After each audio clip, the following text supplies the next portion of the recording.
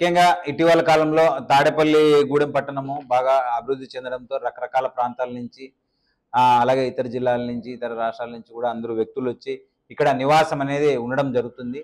దీనివల్ల పాపులేషన్ కూడా దాదాపు 1,20,000 దాకా పెరగడం జరిగింది. అలాగే అక్కడక్కడ కొన్ని కాలనీల్లో కొంచెం ఎవరైతే ఈ చెడుదారిని పట్టిన యువత ఈ గంజాయి అక్కడక్కడ వాడడం అనేది మొదలైంది. దీనికి సంబంధించి గతంలో కూడా తాడేపల్లిగూడెం పట్టణంలో 4 నుంచి 5 కేసులు నమోదు చేయడం జరిగింది. దాని మీద కూడా కఠిన చర్యలు తీసుకోవడం జరిగింది. మళ్ళీ ఇటీవల కాలంలో ఒక వారం నుంచి ఒక ఖచ్చితమైన ఇన్ఫర్మేషన్ అనేది పెట్టడం జరిగింది. ఇటీవల కాలంలో ప్రభుత్వం కూడా ఈ గంజాయి వాడకాన్ని చాలా సీరియస్గా తీసుకొని ఇది సమాజానికి మంచిది కాదు, ఖచ్చితంగా ఈ గంజాయిని ఎటు తిరిగి అరికట్టాలనే లక్ష్యంతో ఈగల్ అనే ఒక సంస్థని కేంద్రీకృత సంస్థని ఏర్పాటు చేయడం జరిగింది. దీనికి సంబంధించి నిరంతరము నిఘా పెట్టడము, ఇతర జిల్లాల నుంచి సమాచారం తీసుకోవడము, గతంలో గంజాయి అమ్మిన వారు కానీ ట్రాన్స్పోర్ట్ చేసేవారు కానీ వాడకందారుల మీద నిఘా పెట్టి ఖచ్చితమైన సమాచారం అనేది అన్ని జిల్లాలకి అన్ని పోలీస్ స్టేషన్లకు కూడా నిరంతరం ఒక హెల్ప్ లైన్ ద్వారా అలాగే ఒక కమ్యూనికేషన్ ద్వారా చేర్చడం జరిగింది.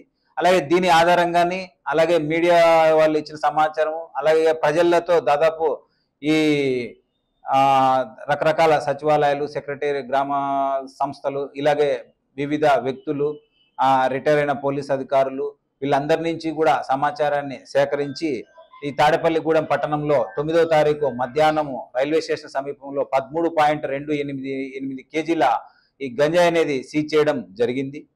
అలాగే దీనికి సంబంధించి సుమారు 6 మంది పాత్ర ఉన్నట్లు మేము ప్రాథమిక విచారణలో తేలింది. దీనికి సంబంధించి 5 మందిని అరెస్ట్ చేయడం జరిగింది. ఇంకొకరు వచ్చేసేసి అరెస్ట్ అతను వెతుకుతున్నాము, అతన్ని కూడా తొందరలోనే అరెస్ట్ చేస్తాం. సమాచారము అందిన వెంటనే వీళ్ళందరినీ కూడా వీళ్ళ దగ్గర ప్రైమరీ ఇన్ఫర్మేషన్ కలెక్ట్ చేసి వీళ్ళందరినీ ముద్దాయిలుగా భావించి కేసు నమోదు చేసి దానికి సంబంధించి తదుపరి విచారణ నిమిత్తం తాడేపల్లిగూడెం పట్టణం సిఐ సుబ్రహ్మణ్యం గారు దీన్ని పరిశీలిస్తున్నారు.